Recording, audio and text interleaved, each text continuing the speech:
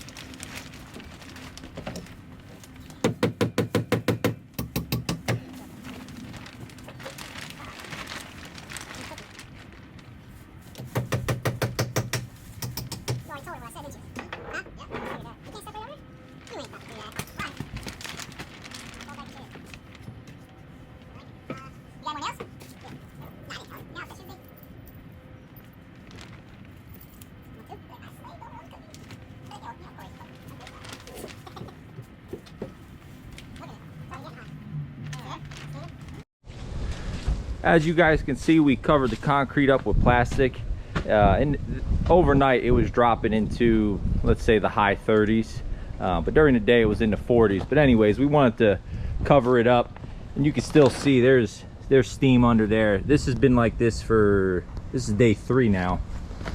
It's curing pretty good, but as you would expect, it looks pretty even. This is wet just from the condensation that's building up underneath of it. But I think I'm gonna wrap the video up here, guys. We've been working on the retaining wall over there. That's gonna be a separate video. Maybe I'll include the end result of this with the retaining wall after we pull the forms and everything else, so you can see the full finish of it. And stay tuned for the other videos. I don't want to show too much of the wall, but it's looking sharp. A little sneak peek. As usual, guys, thanks for watching, and I'll catch you on the next one.